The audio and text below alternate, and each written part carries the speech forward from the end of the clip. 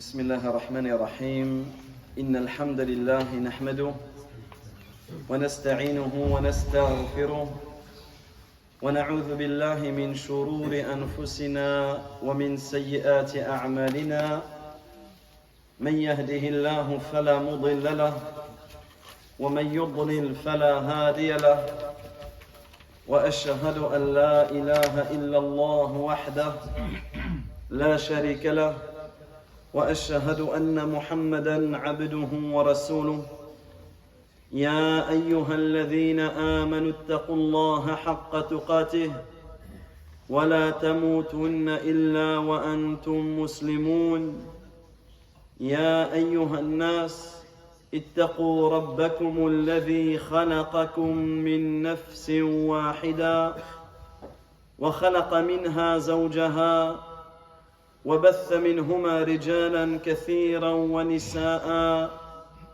واتقوا الله الذي تساءلون به والأرحام إن الله كان عليكم رقيبا يا أيها الذين آمنوا اتقوا الله وقولوا قولا سديدا يصلح لكم أعمالكم ويغفر لكم ذنوبكم ومن يطع الله ورسوله فقد فاز فوزا عظيما أما بعد فإن أصدق الحديث كتاب الله وخير الهدى هدى محمد صلى الله عليه وسلم وشر الأمور محدثاتها وكل محدثة بدعة وكل بدعة ضلالة وكل ضلالة في النار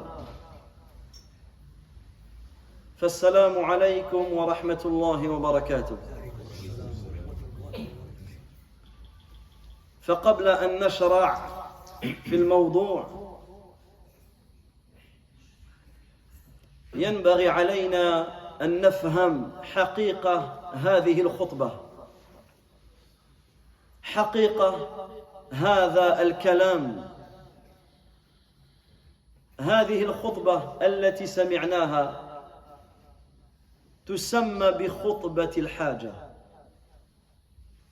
وكانت هذه الخطبة سببا لإسلام رجل وقومه. Avant d'entrer dans le sujet et de continuer notre étude sur les bienséances et les règles liées et relatives à la mosquée, il est important de prendre conscience d'une chose. Il est important de prendre conscience de la grande valeur de la parole par laquelle nous avons débuté. Le cours, il a commencé par ce que l'on appelle khutbatul haja, le sermon du besoin. Cette parole que nous a enseignée notre noble prophète Mohammed sallallahu alayhi wa sallam. Et rappelons-nous que seulement cette parole, et je dis seulement, mais en réalité je ne devrais même pas utiliser ce terme, donc je reprends ma phrase, rappelons-nous que cette parole a été la cause de la conversion à l'islam d'un homme et de son peuple.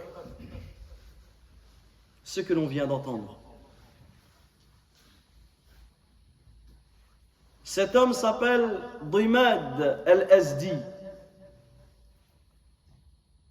Dimad al-Azdi, cet homme qui n'était pas musulman. Cet homme qui n'avait jamais entendu parler du prophète alayhi salatu wa salam, de la tribu des Azd. Cet homme est venu à la Mecque. Et comme vous le savez, les kuffars Quraysh utilisaient différents moyens pour essayer d'éteindre le message du prophète alayhi salatu wa salam. Et parmi les moyens qu'ils ont essayé d'utiliser, après l'avoir insulté, après s'être moqué de lui, après avoir fait essayer de faire croire aux gens qu'il était un sorcier, un devin, ils ont essayé une autre méthode. Ils ont essayé la méthode de dire qu'il était fou, qu'il était Majnoun. Et généralement, lorsque tu sais que quelqu'un est fou, lorsque tu sais que quelqu'un est Majnoun, tu ne vas pas écouter ce qu'il dit. C'est pour cela qu'ils ont essayé de transmettre cette fausse rumeur, cette grave accusation. Alors, Dhimad, cet homme parmi les Arabes, lorsqu'il est arrivé à la Mecque, lui il entendait, ici et là, Inna Muhammadan Majnoun. Muhammad est fou. Muhammad est possédé. Et lui il entend ceci là. Il va là-bas, il entend ceci. Il va de l'autre côté, il entend ceci. Et lui, Dhimad, c'était quoi sa particularité? La particularité de Dhimad al-Azdi, de cet homme, c'est que dans la Jahiliya, il faisait la ruqya. Il faisait la ruqya. Il récitait des paroles aux gens et par cela, Allah tabaraka wa ta'ala guérissait les gens. Parce qu'il est important de comprendre que les gens dans la Jahiliya, ils reconnaissaient Tawhid Rububiyyah. Vous savez que le Tawhid, l'unicité d'Allah tabaraka wa ta'ala, se divise en différentes catégories et parmi les catégories que les savants nous ont enseignées, on a Tawhid Rububiyyah, l'unicité d'Allah tabaraka wa ta'ala dans sa seigneurie. Le fait d'unifier Allah tabaraka wa ta'ala dans ses actes, le fait de prendre conscience qu'Allah tabaraka wa ta'ala est capable de toutes choses, le fait de prendre conscience et d'affirmer qu'Allah tabaraka wa ta'ala, il contrôle tout, il gère tout, il dispose de tout, subhanahu wa ta'ala.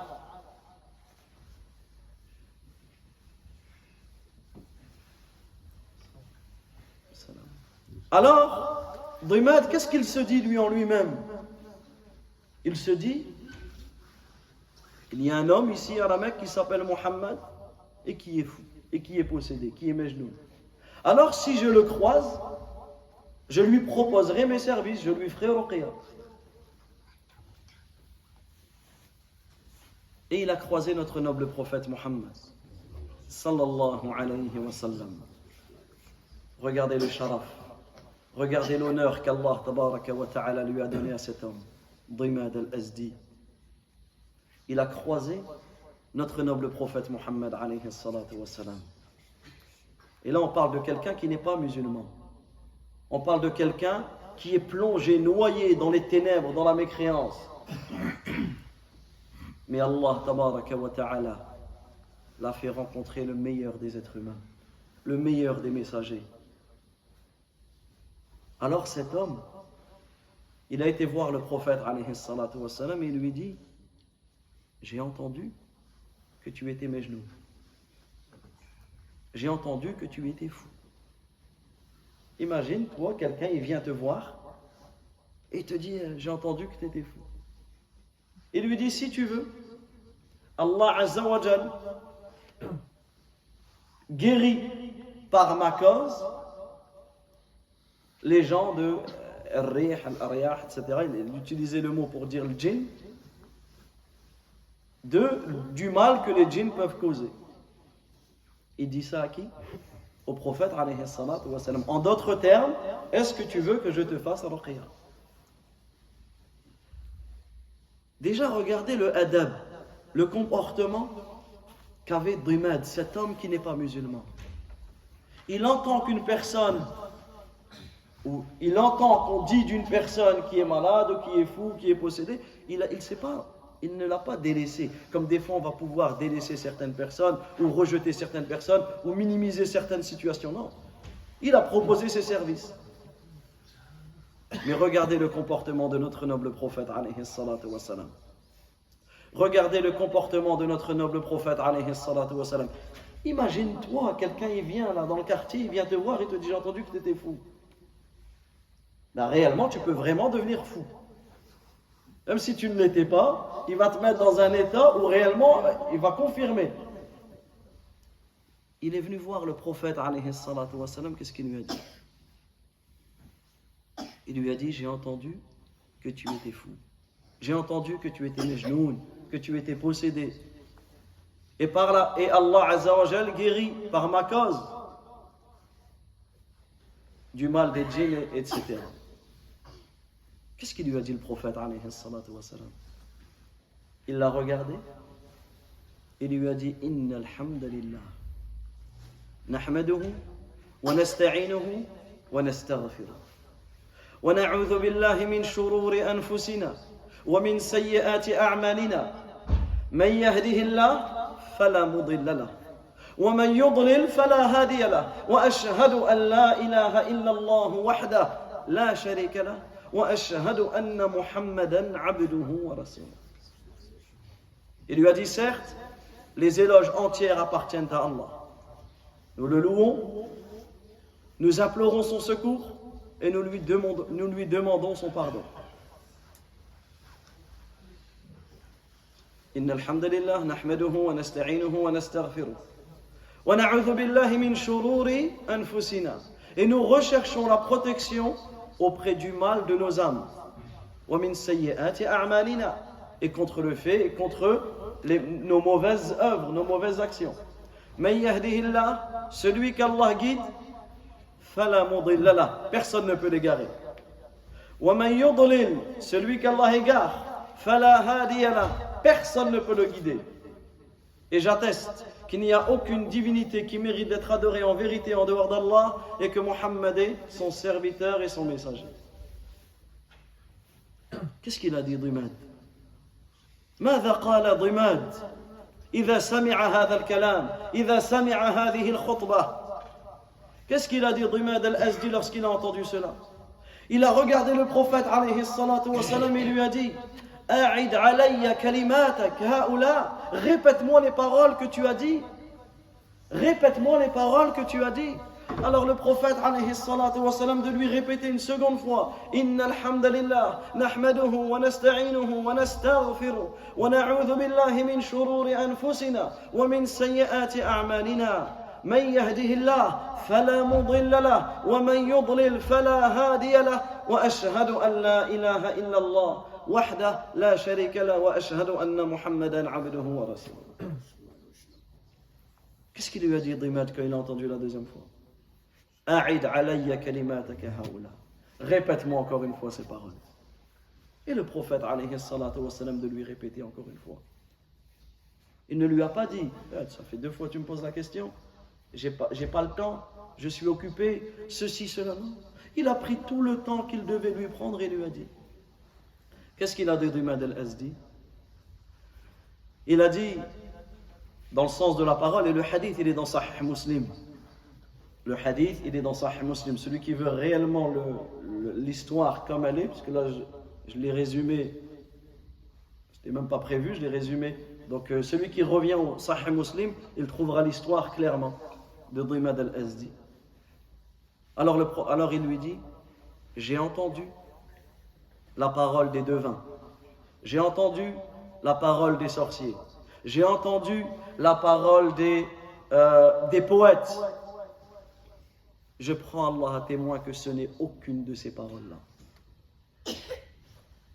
Et bien sûr, ce n'est pas la parole de quelqu'un qui est majnoun. Il lui a dit, donne-moi ta main, je te prête allégeance. Donne-moi ta main et je rentre en islam. Qu'est-ce qu'il a fait le prophète alayhi salatu wa salam? Et en réalité, on va faire l'alaqa, le lien, la transition avec le sujet d'aujourd'hui. L'appel à Allah. Le rôle de la mosquée dans l'appel à Allah Azza wa Jal. Qu'est-ce qu'il lui a dit? Il ne s'est pas arrêté seulement à lui. Il a pris sa main et lui a dit Wali qawmik, et pour ton peuple aussi. Est-ce que tu prends l'engagement aussi que ton peuple, en fait, Dimad al-Azdi, c'est le chef d'un peuple. C'était lui le chef de tout son peuple. Il a pris sa main, il a dit Wali qawmi. C'est-à-dire qu'il a pris l'engagement qu'il allait transmettre la religion à son peuple et qu'ils allaient aussi se convertir à l'islam. Et c'est ce qui s'est passé. Il s'est converti à l'islam, il est rentré dans son peuple. Il leur a enseigné l'islam, ils se sont tous convertis à l'islam. Jusqu'à l'époque de Omar ibn al-Khattab radiyallahu anhu, ils sont repassés par cette tribu et il a dit attention, c'est la tribu de Dhimad. C'est-à-dire que même après la mort du prophète alayhi salatu wa salam, ils sont restés musulmans. Pourquoi on a introduit par cela? Parce que dans la mosquée, on entend souvent cette parole. Khutbatul haja, le sermon du besoin. Et il est important de prendre conscience que ce n'est pas simplement une parole que l'on dit en début de cours, en début de khutbah, une parole qui n'a pas de sens. Non, c'est une parole qui est très lourde en sens, très grande en sens. Et bi'idhnillah, on demande à Allah tabaraka wa ta'ala de nous faciliter un jour de pouvoir étudier cette parole ensemble, insha'Allah. Alors, nous continuons ce que nous avons commencé hier. Une introduction aux bienséances, aux règles relatives aux mosquées. Et aujourd'hui, on va essayer de réunir deux sujets. Et comme on l'a prévenu hier, on va prendre le temps de s'arrêter sur chaque point. Comme ça, nous avons, bifadlillahi tabaraka wa ta'ala, une vision large des règles que l'on doit avoir à l'intérieur de la mosquée, sur la route de la mosquée, en sortant de la mosquée, aux alentours de la mosquée et en réalité dans notre vie d'une manière générale. Donc là, on va essayer de lier deux sujets qui en réalité, ces deux sujets ont un lien. Le premier sujet, c'est le rôle de la mosquée dans la da'wa ila Allah. Le rôle que doit avoir, l'objectif premier que la mosquée doit avoir dans la transmission, dans l'appel à Allah tabaraka wa ta'ala. Et deuxièmement, là, on va essayer de définir ce que veut dire le fait de peupler les mosquées. Est-ce que peupler les mosquées, est-ce que fréquenter les mosquées, c'est simplement un lieu de pointage, je viens, je pars, sans aucun effet? Ou est-ce que peupler les mosquées, c'est bien plus vaste et bien plus important que ceci? On va essayer, bi'idhnillah, d'étudier ces deux points ensemble. Al-Masajid, Buyutullah. Les mosquées sont les maisons d'Allah, tabaraka wa ta'ala. La mosquée, il y a le lieu. Mais dans la mosquée, il y a aussi un endroit, ou plutôt je ne sais pas comment appeler cela, un ustensile, je ne sais pas comment on peut dire, il y a quelque chose sur lequel on doit s'arrêter dans une mosquée, ce que l'on appelle un minbar. La chair de l'imam, le minbar, là où il va monter le Jumu'ah. Ce minbar, quel est le rôle de ce minbar?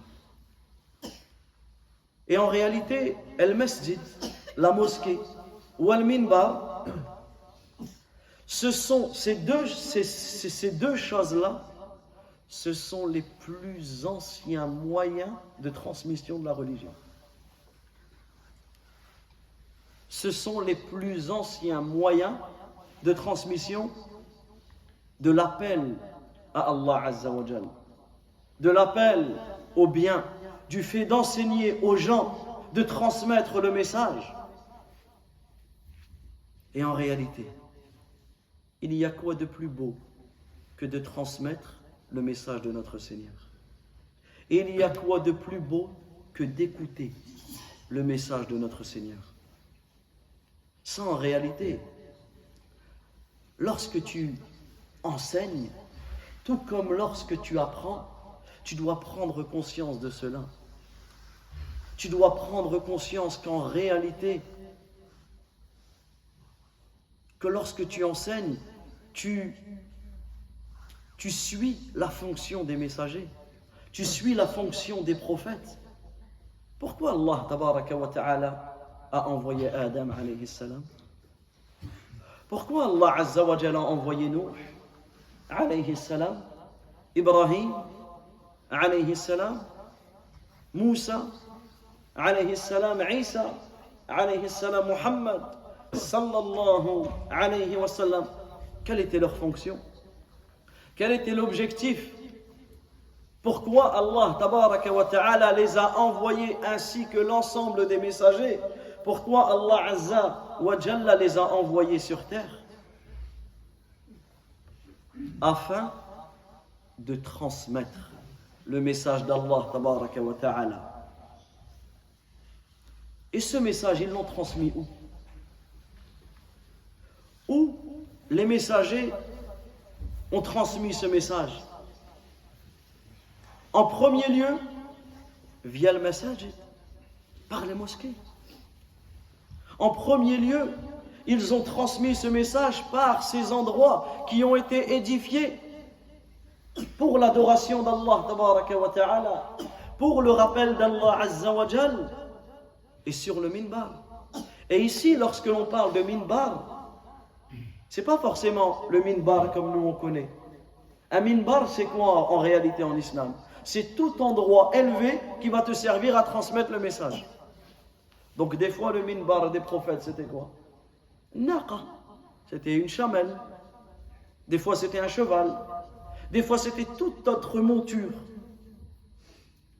Mais ils ont transmis ce message. Ils se sont présentés aux gens comme avertisseurs et comme annonciateurs.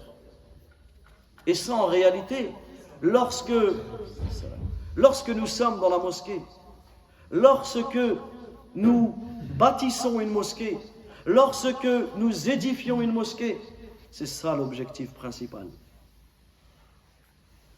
C'est ça l'objectif principal. C'est de transmettre l'islam aux gens. C'est de transmettre le message d'Allah tabaraka wa ta'ala.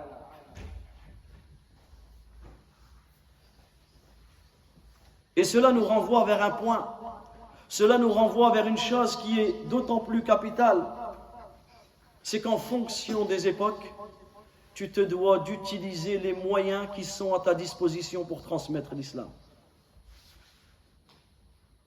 Que ce soit le minbar, que ce soit les livres, que ce soit les audios. Et comme arrêtons-nous sur le livre. Qu'est-ce qu'ils disaient les ulama?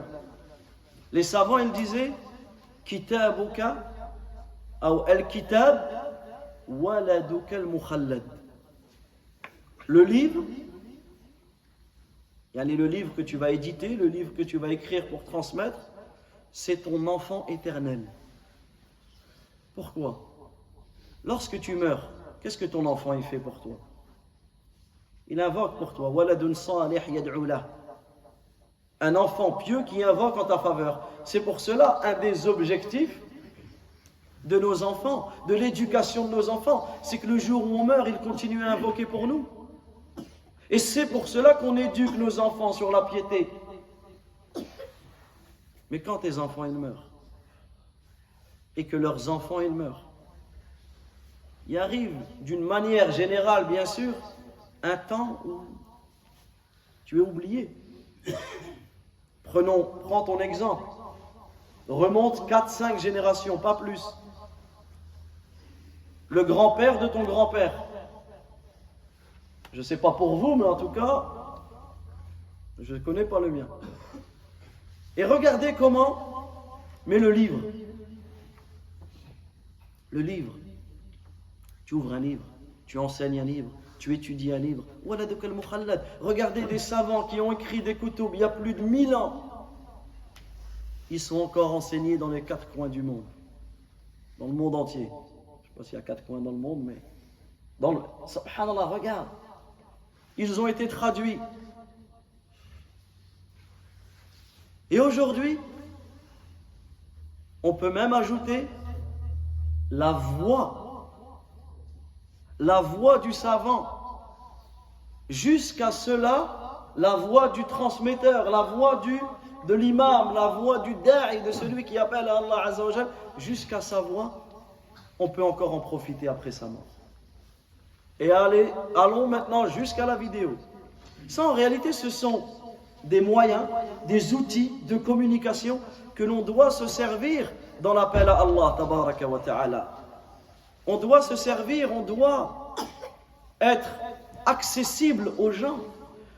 Subhanallah, regardez cette mosquée. Des personnes de l'autre bout de la France qui ont participé et qui eux aussi ont une part de ce que l'on fait aujourd'hui. Tu te dis, subhanallah, la ummah. Et la ummah, on se doit de la toucher, on se doit de rendre accessible la science. On se doit de rendre accessible cela par ces différents outils. Et également un point qui est capital, c'est que les gens, les personnes qui enseignent le bien, les personnes qui enseignent le khayr, on se doit de les encourager et de ne pas les décourager. Ces personnes-là, que ce soit des imams, que ce soit des prédicateurs, que ce soit, tant qu'ils appellent à la voie droite, on se doit de les encourager. Et s'ils font des erreurs, on se doit de les corriger, mais avec le meilleur des comportements. Parce qu'en réalité, nous sommes dans une époque où il y a comme une pénurie. Dans beaucoup de mosquées, ils ne trouvent plus qui enseigner.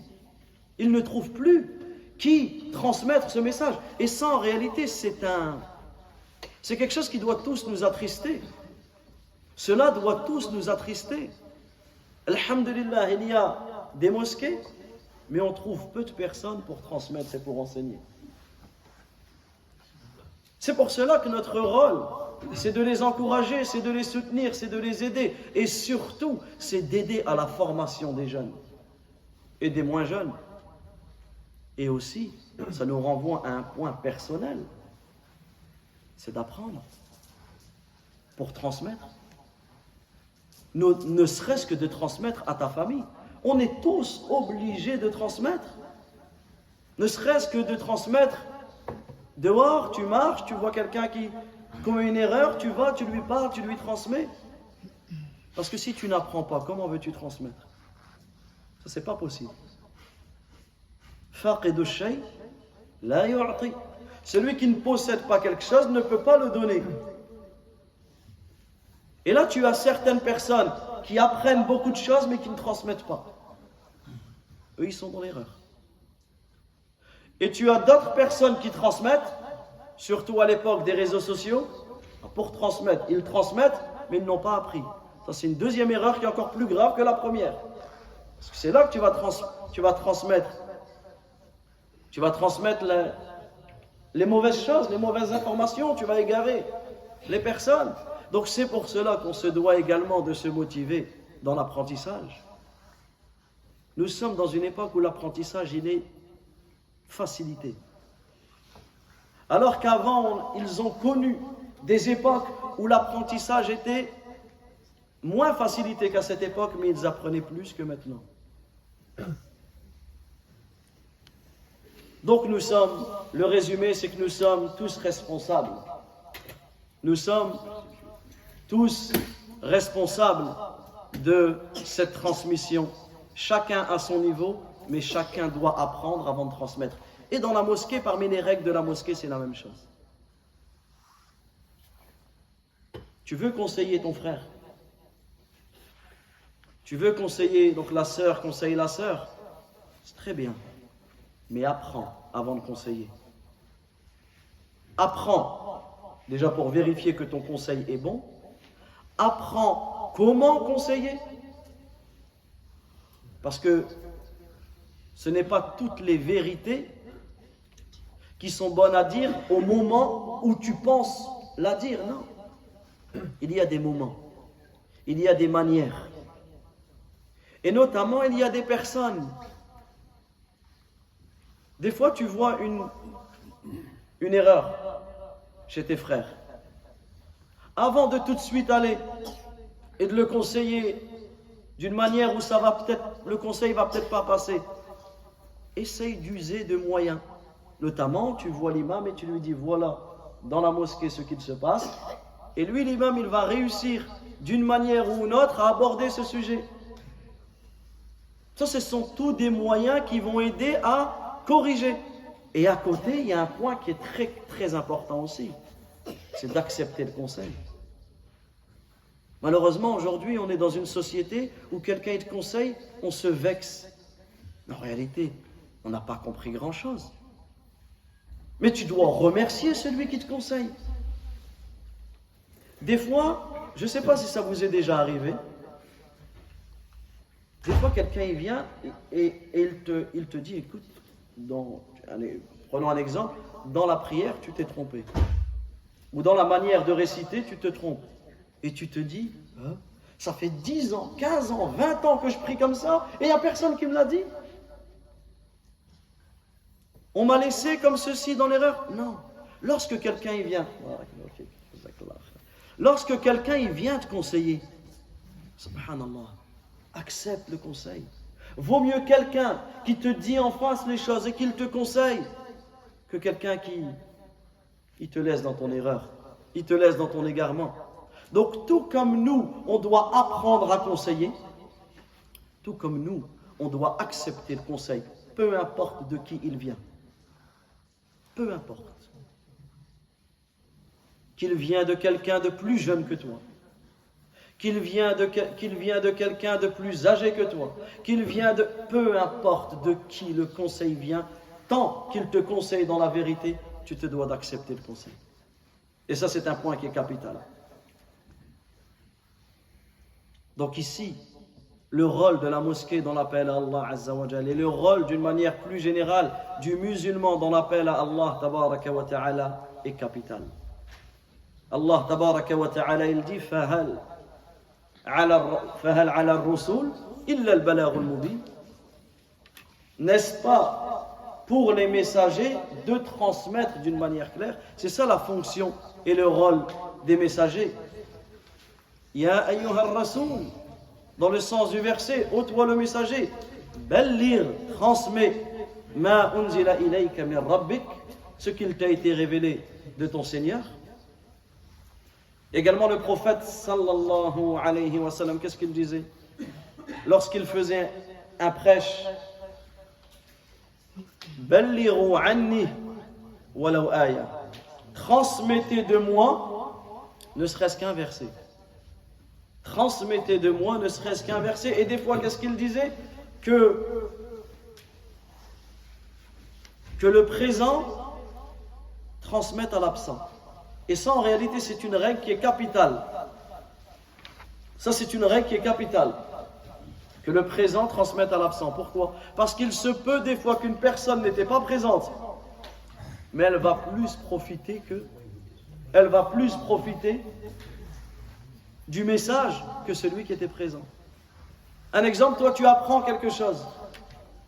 Tu rentres chez toi auprès de ta famille et de tes enfants et tu leur enseignes ce que tu as appris. Ben peut-être que ça va avoir plus d'impact. Peut-être que eux, ils vont appliquer peut-être une chose que toi tu ne vas même pas appliquer. Alors que toi tu étais présent et eux ils étaient absents.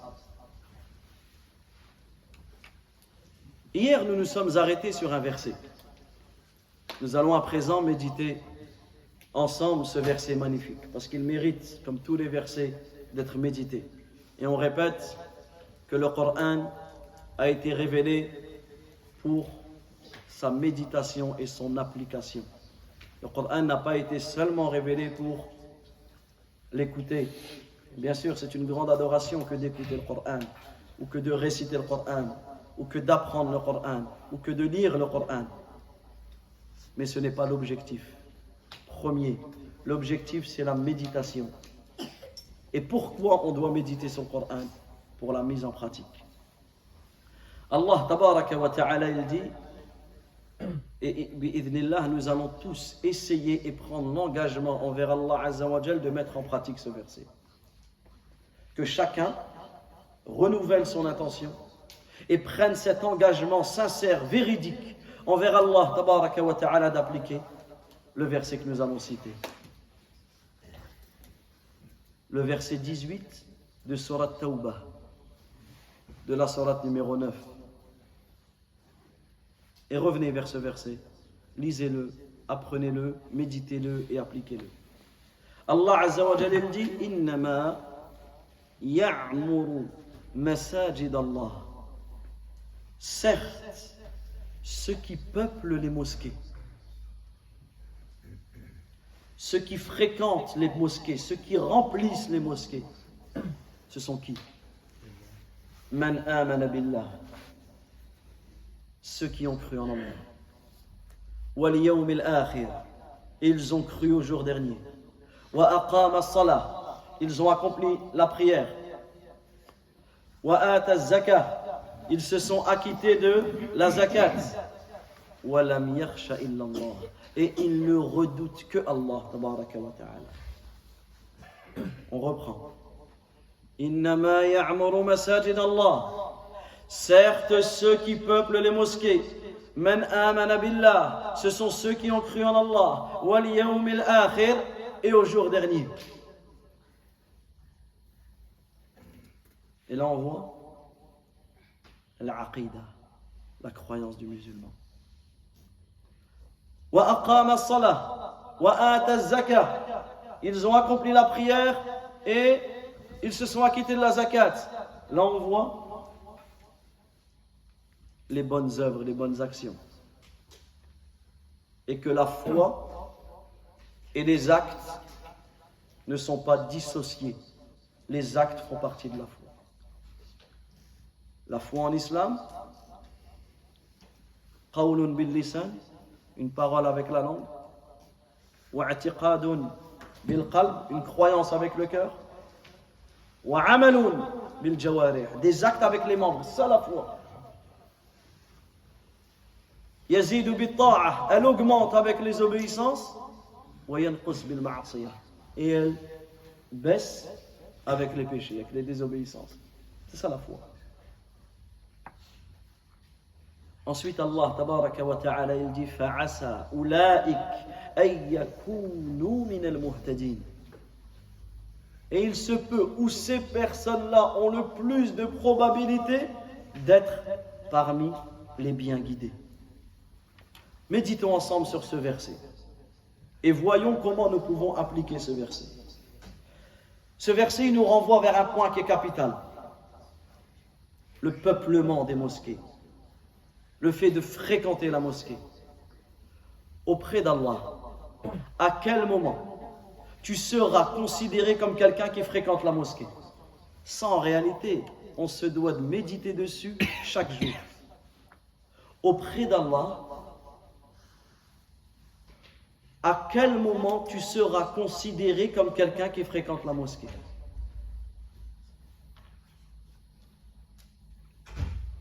Écoutez bien parce que c'est capital. Parce que des fois on pense que fréquenter la mosquée c'est juste je viens, je pars. Ou je viens et je fais ce que je pense faire. Non, et vous allez le voir, vous allez voir où je vais en venir, Inch'Allah. Donc ce verset, le verset 9, le verset 18 de la sourate numéro 9. J'insiste sur l'istidlal, comme ça vous pouvez revenir sur ce verset. Le verset 9, le verset 18 de la sourate numéro 9.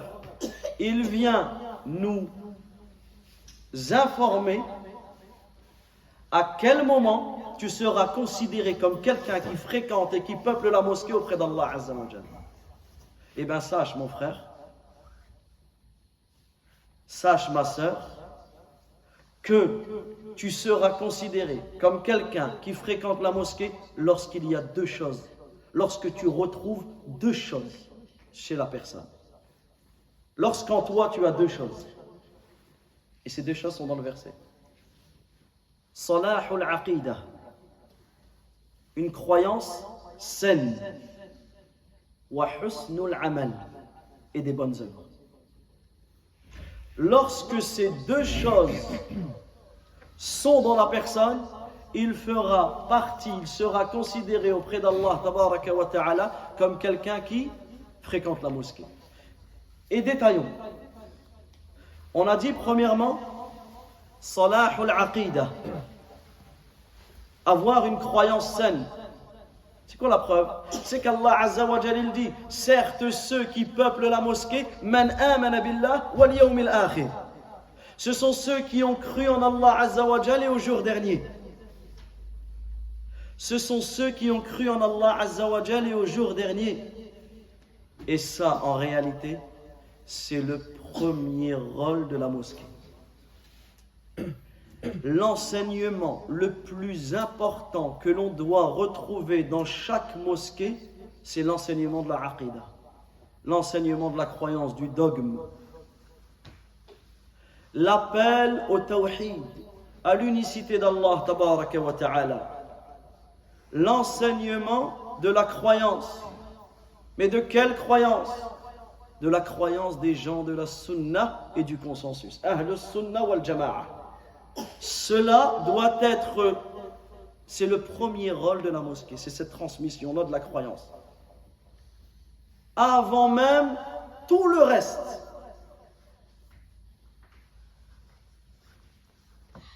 Et comme le disait,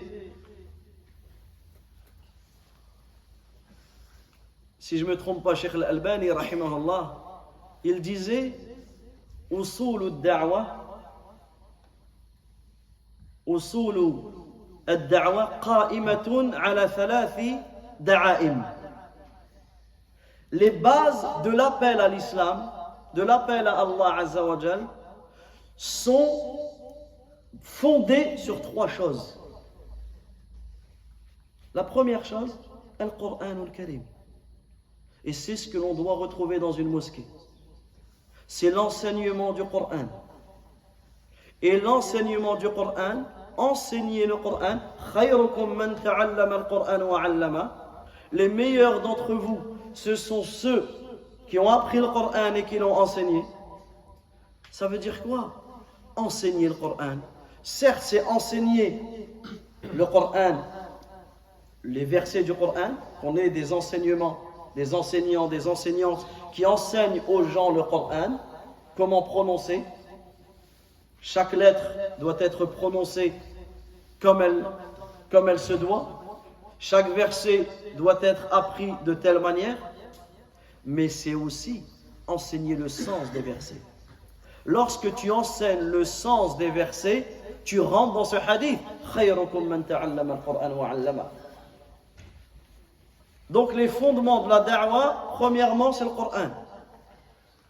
On appelle, on enseigne, on transmet le Coran. Deuxièmement, as-sunnatu sahiha, la sunna authentique.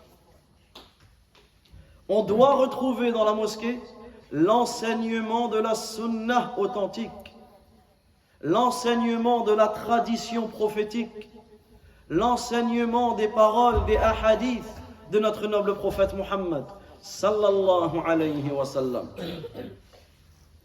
Et c'est ça l'apprentissage de la religion. C'est le Coran et la Sunna. Mais si l'apprentissage de la religion, c'est le Coran et la Sunna, quel est le troisième fondement? Premier fondement, le Coran. Deuxième fondement, la Sunna. Troisième fondement, c'est quoi? C'est que le Coran et la Sunna soient comprises comme les pieux prédécesseurs l'ont comprise. Je ne comprends pas le Coran comme je l'entends. Je ne comprends pas la Sunna comme je l'entends. Je ne comprends pas le Coran comme mes parents l'ont appris. Je ne comprends pas la Sunna comme dans mon bled ou dans mon village ils ont compris. Non. Si leur compréhension est en concordance avec la compréhension des compagnons, des tabi'in et de ceux qui les ont suivis dans le bien, alors oui. Mais c'est ça les trois choses que l'on doit retrouver dans les mosquées d'Allah tabaraka wa ta'ala. Et ça, c'est un point qui est capital. C'est un point qui est essentiel. Ce rôle à l'appel à Allah Azza wa Jal. Et depuis tout à l'heure, on insiste sur quoi? L'appel à Allah. On n'appelle pas à un tel ou à un tel. On n'appelle pas à un tel, non, on appelle à Allah. Écoutez bien, ça c'est capital. On appelle à Allah. Donc si tu appelles à Allah, Si tu appelles Allah, tu vas commencer par quoi ton appel? Par le tawhid, parce que c'est par le tawhid que tu connais Allah. Et là tu as des gens, ah toujours le tawhid, ah mais toujours ceci, ah mais toujours cela. Eh bien oui, nous l'affirmons avec toute fierté. Cet appel, pourquoi? Parce que si tu appelles à Allah Azza wa Jal, ben tu vas appeler au fait de connaître Allah Tabaraka wa Ta'ala, d'adorer Allah Azza wa Jal seul, sans rien lui associer. Tu vas appeler les gens à l'adoration. Tu vas appeler les gens au repentir. C'est ça le rôle de la mosquée. C'est d'appeler à Tawbah, au repentir. C'est ça qu'on doit retrouver dans la mosquée. Encore pas plus tard qu'hier, on parlait avec des frères. Et un frère me dit, par rapport à son travail, il a fait le Jumu'ah dans telle ou dans telle mosquée. Et toute la khutbah, ça parlait de tout sauf du din, de l'actualité, de la politique, de ceci, de cela. La personne qui vient à la mosquée, est-ce que c'est ça qu'elle recherche? Est-ce que c'est ça qu'elle a besoin? La personne qui vient à la mosquée, elle a besoin qu'on l'appelle à ceci, notamment au repentir des péchés, au repentir, au fait. C'est quoi le repentir? Al-inaba, at-tawba, le fait de revenir à l'obéissance après lui avoir désobéi. Et combien de personnes sont rentrées dans la mosquée avec des péchés sur leur dos, avec des désobéissances, avec un cœur dur. Et ils ont trouvé cet apaisement dans la mosquée. Ils ont trouvé le moyen de se faire pardonner leurs péchés par tawbah, par le repentir. Allah Azza wa Jal, il dit Qul ya ibadi alladhina asrafu ala anfusihim. Dis ô mes serviteurs qui ont commis des excès à leur propre personne, la taqnatu min rahmatillah. Ne désespérez pas de la miséricorde d'Allah. Pourquoi? Pourquoi on ne doit pas désespérer de la miséricorde d'Allah? Inna Allah yaghfiru dhunuba jami'a. Car Allah Azza wa Jal pardonne tous les péchés. Innahu huwal ghafur rahim. Il est le grand pardonneur et le tout miséricordieux. Allah Tabaraka wa Ta'ala dans le Coran, lorsqu'il nous cite les personnes qui ont commis les pires des péchés tellement graves comme le shirk, qu'Allah Azza wa Jal ne pardonne pas si la personne meurt dans cet état-là. Lorsqu'Allah Azza wa Jal cite ceux qui ont assassiné des prophètes, imaginez-vous qu'il y a des gens qui ont tué des prophètes. À tous ces gens-là, vous savez ce qu'Allah il leur dit dans le Coran? Afala yatubuna illa Allah wa yastaghfiruna.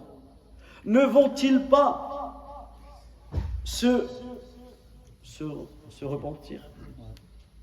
Ne vont-ils pas se repentir à Allah et rechercher son pardon? C'est ça qu'on a besoin. Nous sommes dans l'être humain d'une manière générale, il a besoin de cet appel au repentir, de cet appel au retour à Allah Tabaraka wa Ta'ala. À la mosquée, on doit recevoir l'appel de l'ikhlas, de la sincérité, du fait de réformer ton cœur. C'est ça qu'on a besoin à la mosquée. De travailler sur ton nefs. On a tous des manquements, on a tous des désobéissances, on a tous des ambiguïtés, des passions, mais c'est ça qu'on doit retrouver à la mosquée. C'est qu'on travaille sur ton cœur. C'est ça la croyance. On travaille sur ton intention. On t'aide à te réformer, à devenir meilleur. Et c'est ça, à chaque fois que tu rentres à la mosquée, tu dois avoir cela. C'est de repartir meilleur que dans l'état dans lequel je suis venu. Mais pas pire. Même pas pareil, mais pas pire. Et toi, lorsque tu rentres à la mosquée, c'est ça que tu dois rechercher. C'est ça que tu dois rechercher. Comment mon cœur va travailler? Comment je vais réussir à me faire pardonner de mes péchés? Comment je vais réussir à trouver, à obtenir l'amour et la miséricorde d'Allah Azza wa Jal? Quand tu franchis la porte de la mosquée, Et Inch'Allah, si Allah Azza wa Jal nous le permet, nous étudierons l'invocation à dire avant de rentrer dans la mosquée. Et nous prendrons le temps sur cette invocation. Lorsque tu dis Allahumma ftahli abwab rahmatik, subhanallah al-azim, à chaque fois que tu franchis la mosquée, tu dis Allahumma ftahli abwab rahmatik. Oh Allah, ouvre-moi les portes de la miséricorde. Pourquoi c'est cette invocation que tu dis en entrant? Allahumma ftahli, Allahumma ftahli, Allahumma inni as'aluka min fadlik quand tu sors. Pourquoi quand tu rentres tu demandes la rahma, la miséricorde, et pourquoi quand tu sors tu demandes les grâces? Parce que l'objectif quand tu entres dans la mosquée, c'est de rechercher la miséricorde d'Allah Azza wa Jalla. Par la prière que tu vas accomplir, par l'adhan que tu vas écouter, par le rappel que tu vas profiter, par le conseil que ton frère va te donner, par la lecture que tu vas faire de ce Coran, par le rappel que tu vas faire d'Allah Azza wa Jal, par l'invocation par laquelle tu vas demander, tu vas rechercher l'exaucement. C'est ça en réalité, quand tu rentres dans la mosquée. Et quand tu rentres dans la mosquée, tu dois te couper de tout. C'est pas tu rentres à la mosquée et tu es plongé dans ton téléphone. Khutbah Jumu'ah et tu vois les personnes comme ça sur leur téléphone. Des jeux, ils sont en train de jouer. Subhanallah al-azim. La prière, l'imam il a kabbar. L'imam il a kabbar. Et si Allah Azza wa Jalla nous le permet, je veux dire, beaucoup de choses à étudier. On parlera, on s'arrêtera sur Takbiratul Ihram. Ce premier Takbiratul Ihram, et il est au fond comme ça de la mosquée en train de répondre à son téléphone. Il rentre dans la prière, l'imam est déjà à la Fatiha. Il a déjà perdu une grande récompense. Il a déjà perdu un pilier de la prière avec l'imam qui est Takbiratul Ihram. Le fait de dire Allahu Akbar en même temps que l'imam lorsqu'il dit Allahu Akbar. Takbiratul Ihram, c'est un pilier de la prière qui dure que quelques instants. Une fois qu'il passe à la Fatiha, tu es dans un autre pilier. Donc là, on fait attention. Lorsque nous sommes dans les rangs, l'imam Allahu Akbar et nous on a avec notre siwak. Des fois, subhanallah, le siwak, c'est une sunna, fortement recommandée, mais pas à ce moment-là. C'est avant la prière, pas pendant la prière. Et si au moment où l'imam dit Allahu Akbar, si à ce moment-là tu sors ton siwak, tu as perdu une grande récompense. Et ça, cela fait partie des ruses de Shaitan. C'est quoi? C'est que Shaitan, parmi ses ruses, il va te il va t'inciter à faire des actions importantes, mais moins importantes pour te faire perdre un khair bien plus grand. Comme ici cet exemple-là. Et là on parle de quelqu'un qui fait du khair. Il fait le siwak, il fait du khair. Ou des fois, faire les rangs. Faire les rangs, c'est quelque chose qui est quelque chose de très important dans une mosquée. Et Inch'Allah, on aura aussi l'occasion d'en parler si Allah Azza wa Jalla nous le permet. Mais faire les rangs, ça se fait quand? Avant la prière. Ça se fait plus pendant la prière. Allahu Akbar, l'imam fait le takbir et la personne il est là en train de regarder ses pieds, en train de regarder tout le monde. Non, là tu vas perdre la récompense de ce pilier. Parce que toi quand tu vas faire Allahu Akbar, ça y est l'imam il est déjà dans la Fatiha. Et là on parle là on a donné des exemples de personnes qui font le bien, le siwak et faire les rangs. Ne parlons pas de ceux qui sont au téléphone ou qui discutent. Tu as des personnes, subhanallah, ils rentrent parmi les premiers à la mosquée et ils sont les derniers dans les rangs. Pourquoi? Parce qu'il s'est mis au fond et il a discuté. Il a tout fait sauf ce qu'il devait faire. Jusqu'au Takbiratul Ihram, il va le rater. Ça, c'est une erreur, une grave erreur. Et là aussi, on verra. Pourquoi quand tu rentres dans la mosquée, tu demandes à Allah Azza wa Jalla la protection contre le shaitan? Pourquoi quand tu rentres dans la mosquée, qu'est-ce que tu dis? A'udhu billahi al-azim. وبوجهه الكريم وسلطانه القديم من الشيطان الرجيم. Pourquoi quand tu rentres dans la mosquée tu demandes à Allah Azza wa Jalla la protection contre le shaitan? Parce que même dans l'entrée que tu vas avoir dans la mosquée, shaitan il va essayer de te tirer vers l'arrière.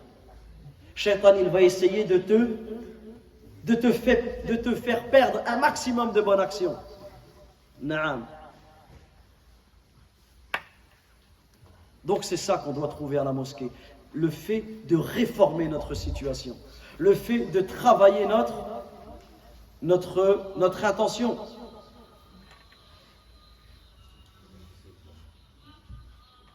Donc reprenons Le premier point. Si tu souhaites être considéré comme quelqu'un auprès d'Allah qui fréquente les mosquées, qu'est-ce qu'il faut? Sihhatul mu'taqad, salahul aqida, une croyance saine. Mais quelqu'un qui fréquente la mosquée, d'apparence, quelqu'un qui même prie les 5 prières à la mosquée, en groupe, qui est au premier rang, mais qui n'a pas la bonne croyance. Il n'a pas la bonne croyance. Je vous donne un exemple. Je ne vais pas vous donner un exemple d'un autre pays, même que ce serait, on le prendrait quand même. Je vais vous donner un exemple dans la ville dans laquelle nous sommes. Un jour, je priais dans une mosquée de notre ville. Je suis côte à côte avec la personne qui prie à côté de moi. Dans la prière, il invoquait Rasulullah. Dans la prière, il invoquait le prophète alayhi salatu wa salam. Souvenez-vous du verset d'hier. Wa anna al-masajida lillah fala tad'u ma'a Allahi ahada. Certes, les mosquées appartiennent à Allah azza wa jal. Fala tad'u ma'a Allahi ahada. N'invoquez personne en dehors d'Allah azza wa jal. Est-ce que la prière de la personne qui invoque autre qu'Allah, qui recherche le secours en dehors d'Allah azza wa jal, est-ce que lui fait partie auprès d'Allah de ceux qui fréquentent et qui peuplent les mosquées? Non. Et lorsqu'une personne est comme ceci et qu'on lui apporte la preuve et qu'il persiste, on considère et on n'a pas de mal à dire que cette personne a une mauvaise croyance, que cette personne est égarée dans sa croyance. Eh bien sachez que cette personne-là, par rapport au verset que l'on a dit, ne fait pas partie auprès d'Allah de ceux qui peuplent les mosquées. Même si il prie tout le tarawih ou il prie au premier rang ou ceci ou cela. Salamatul iman. Salamatul iman, le fait d'avoir une foi saine. Et c'est pour cela que la première chose sur laquelle nous devons travailler, c'est notre foi. Parce que si tu travailles, si tu as une mauvaise croyance, automatiquement, cela va se répercuter sur ta vie. Parce que la croyance, elle doit avoir un impact sur ton cœur, dans ta vie. Regarde lorsque tu as un malheur.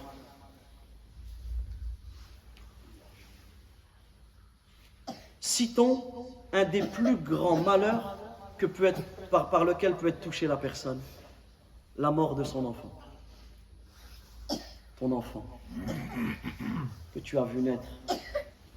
Que tu as éduqué. Que tu as câliné, que tu as aimé, cet enfant meurt. Regarde cette épreuve pour l'être humain. Vous savez ce qu'il dit le prophète alayhi salatu wa salam? Le prophète alayhi salatu wa salam, il dit Idha mata waladul abd. Lorsque le fils du serviteur meurt. Essayez de vous approcher un peu pour les frères, sinon on peut ouvrir là pour ceux qui veulent prier 2 rak'at. Idha mata waladul abd. Lorsque l'enfant du serviteur meurt. يقول الله جل وعلا لملائكته. Allah tabaraka wa ta'ala dit à ses anges أقبضتم ولد عبدي. Avez-vous repris l'enfant de mon serviteur? فيقولون نعم. Les anges disent oui. فيقول الله جل وعلا لملائكته أقبضتم ثمرة فؤاده. Allah Azza wa Jal dit aux anges, alors qu'Allah le sait mieux, avez-vous pris le fruit de son cœur? فيقولون نعم. Ils disent oui. فيقول الله جل وعلا لملائكته وماذا قال عبدي. Alors Allah Azza wa Jal il dit à ses anges, et qu'est-ce que mon serviteur a dit? À ce moment-là, au moment où tu viens de perdre ton enfant est mort, ton enfant, tu ne le reverras plus dans cette vie. Qu'est-ce qu'il a dit à ce moment-là? Et pour dire cela, qu'est-ce qu'il faut? Salamatul iman, une foi ferme, une foi pure. Les anges disent Fayaqulu al-malaika Hamidaka wastarja. Il a dit Alhamdulillah. Et il a dit Inna lillah, nous appartenons à Allah, wa inna ilayhi raji'un, et c'est vers lui que nous retournerons. فيقول الله جل وعلا لملائكته ابنوا لعبدي بيتا في الجنة وسموه بيت الحمد. Alors Allah Azza wa Jalla il dit à ses anges, construisez-lui une maison dans le paradis et appelez-la la maison de la louange. À ce moment-là de cette épreuve dans ta vie, tu as besoin de ta croyance. Au moment de ta mort, au moment de la mort, qu'est-ce qu'il dit le prophète alayhi salatu wa salam? Man kana akhiru kalamihi la ilaha illallah dakhala al-jannah. Celui dont la dernière parole c'est la ilaha illallah entrera au paradis. Comment on peut, à ce moment-là où tu es en train de mourir, réussir à prononcer la ilaha illallah? C'est si on a appliqué, concrétisé la ilaha illallah de notre vivant. Il n'y a même pas une semaine, une personne est morte. La personne avec qui je parle a assisté à sa mort. Il vient me parler parce qu'il est désemparé. La mort d'un de ses proches. Il lui dit de dire la ilaha illallah au moment de la mort. Vous savez ce qu'il faisait le mort? Il chantait. Il chantait. La semaine dernière, pas plus tard que la semaine dernière, dans l'endroit dans la ville où nous vivons, il chantait. Pourquoi? Parce qu'à ce moment-là, qu'est-ce qui ressort? C'est ce qu'il y a dans ton cœur. C'est ce que tu t'accroches dans ton cœur. Vis dans le péché. Mais si tu vis avec la ilaha illallah, si tu vis en concrétisant la ilaha illallah, si tu prends conscience que la ilaha illallah, c'est la parole pour laquelle Allah Azza wa Jalla a créé les cieux et la terre, c'est la parole pour laquelle Allah Tabaraka wa Ta'ala, il a créé Subhanahu wa Ta'ala les djinns, les hommes, c'est la parole pour laquelle Allah Azza wa Jalla a créé le paradis et l'enfer. C'est pour qu'on applique la ilaha illallah. Et dans ta tombe, quelle épreuve que fitnatul qabr, quelle épreuve que l'épreuve de la tombe. Quand ces deux anges vont descendre et qui vont te poser ces questions, qu'ils vont t'asseoir. Man rabbuk, quel est ton Seigneur? Quel est ton Seigneur? Ici c'est facile à répondre, mais ici c'est quoi la question en réalité? Quel est le Seigneur que tu as adoré? Quel est le Seigneur que tu as unifié? Man rabbuk, quel est ton Seigneur? Celui qui a concrétisé le tawhid, celui qui a vécu avec cette croyance saine, vous savez ce qu'il dira avec toute sérénité? Rabbi Allah, mon Seigneur c'est Allah. Mais celui qui n'a pas concrétisé le tawhid, la adri, je ne sais pas, j'ai entendu des gens dire mais j'ai dit, mais en réalité j'ai pas appliqué la ilaha illallah. Alors l'ange le frappe et sa tombe se remplit de feu. A'adana Allahu wa iyyakum, qu'Allah Azza wa Jalla nous en préserve. Ma dinuk, quelle est ta religion? Quelle est la religion que tu as apprise? Tout à l'heure c'était quel est ton Seigneur? Quel est le Seigneur que tu as adoré? Quel est le Seigneur que tu as connu? Que tu as appris à connaître? Quelle est la religion que tu as apprise? Quelle est la religion que tu as suivie? Man hadha ar-rajul alladhi bu'itha fikum? Quel est cet homme qui vous a été envoyé? Quel est le prophète que tu as suivi? Si tu as vécu dans la sunna, tu as suivi la sunna du prophète alayhi salatu wa salam, comme les compagnons l'ont comprise, comme les tabi'in l'ont comprise, comme les atba' tabi'in l'ont comprise, comme ceux qui les ont suivis en bien l'ont comprise, tu répondras avec toute sérénité.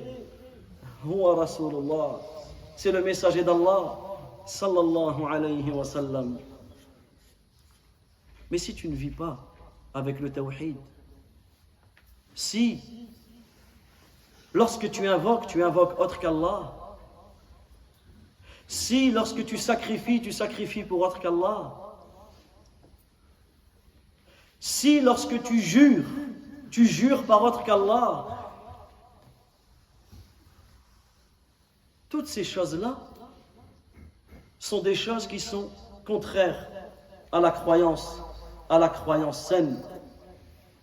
Mais Allah Azza wa Jalla ici il dit quoi? Man amana billah. Ce sont ceux qui ont cru en Allah. C'est-à-dire qu'ils ont agréé Allah Azza wa Jalla comme Seigneur. Ils ont agréé Allah Azza wa Jal comme créateur, comme pourvoyeur.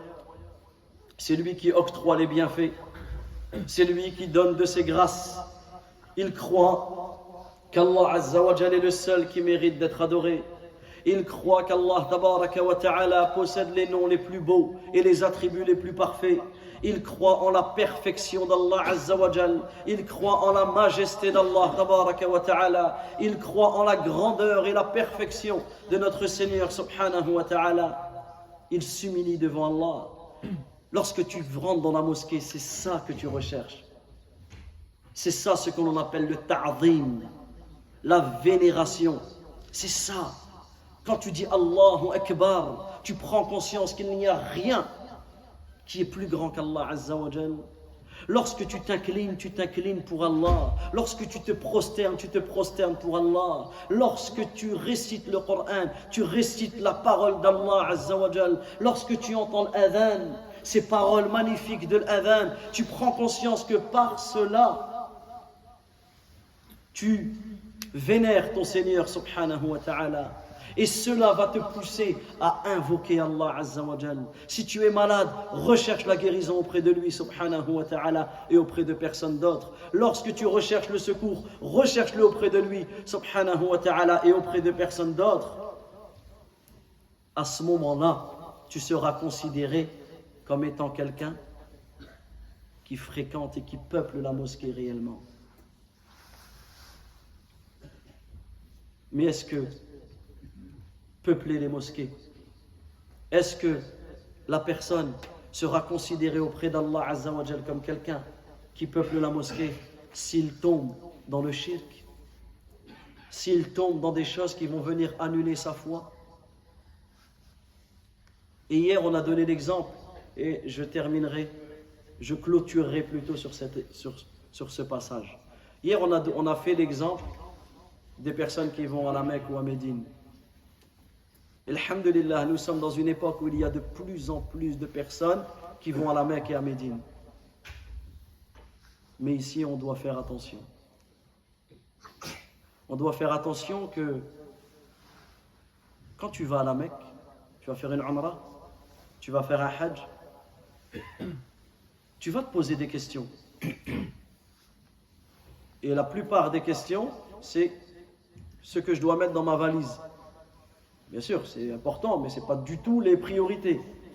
Avant de mettre dans ta valise, regarde ce que tu dois avoir comme provision dans ton cœur. Pourquoi? Parce que beaucoup de personnes qui vont là-bas, ils arrivent là-bas, ils n'apprennent pas déjà leur religion et ils n'apprennent pas les rites, donc ils vont et ils se disent quoi? Je vais faire comme les autres. Mais tu peux voir de tout. Tu peux voir des personnes qui font dua, la qibla elle est par là, et la tombe du prophète sallallahu alayhi wa sallam elle est là. Et tu vas voir des gens qui invoquent le prophète alayhi wa sallam. Et moi j'ai eu le témoignage de personnes de France qui venaient, qui partaient de France, arrivaient là-bas, ils ont dit nous on ne connaissait pas, on a vu les gens faire des dua en direction de la coupole verte, on a fait comme eux. Regardez comment, peu importe où tu vas, tu dois préparer tes provisions. Et la plus grande des provisions, c'est la taqwa. Et la taqwa, c'est le fait d'être soumis, d'adorer Allah avec science. Et de t'écarter des péchés avec science. En espérant la récompense d'Allah et en craignant son châtiment. C'est pour cela que tu te dois de travailler sur cette croyance. Pour ne pas tomber dans des choses qui vont venir annuler tes œuvres. Est-ce que tu rentres à la mosquée pour annuler tes œuvres? Est-ce que tu vas à Mecca ou à Médine pour annuler tes œuvres? Non. Mais si tu commets du shirk, c'est une cause de l'annulation de tes œuvres. Comme Allah Azza wa Jalla dit, وَلَقَدْ أُوحِيَ إِلَيْكَ. Et nous t'avons révélé, il t'a été révélé, وَإِلَى الَّذِينَ مِنْ قَبْلِكَ. Et à ceux qui sont venus avant toi, لَإِنْ أَشْرَكْتَ لَيَحْبَطَنَّ عَمَلُكَ. Si tu commets du shirk, si tu associes à Allah Azza wa Jalla, la yahbatanna amaluk, toutes tes œuvres seront réduites à néant. Wala takunanna min al-khasirin, et tu seras très certainement du nombre des perdants. Balillah fa'bud, mais c'est Allah que tu dois adorer. wa kun min ash-shakirin, et fais partie de ceux qui sont reconnaissants. Wallahu ta'ala a'lam. Wa sallallahu wa sallam ala nabiyyina Muhammad wa ala alihi wa sahbihi ajma'in. Allahumma inna nas'aluka al-huda wat-tuqa wal-'iffata wal-ghina. Allahumma rabbana آتنا في الدنيا حسنة وفي الآخرة حسنة وقنا عذاب النار. اللهم إنا نعوذ برضاك من سخطك وبمعافاتك من عقوبتك ونعوذ بك منك لا نحصي ثناء عليك أنت كما أثنيت على نفسك. اللهم إنا نسألك الجنة وما قرب إليها من قول أو عمل ونعوذ بك من النار وما قرب إليها من قول أو عمل.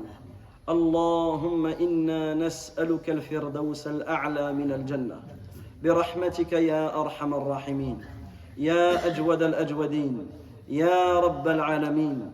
اللهم احفظ المسلمين في كل مكان. اللهم اشف مرضى المسلمين. اللهم اشف مرضانا ومرضى المسلمين. اللهم رب الناس مذهب البأس اشفي مرضى المسلمين شفاء لا يغادر سقما.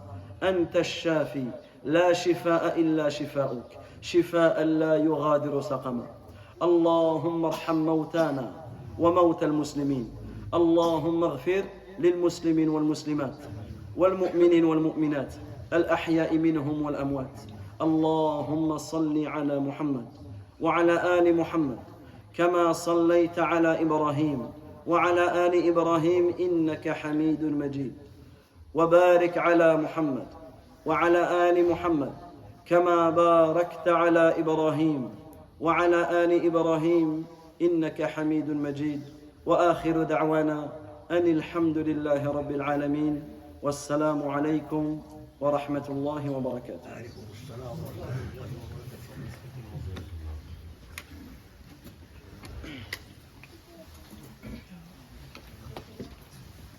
الله أكبر الله أكبر الله أكبر.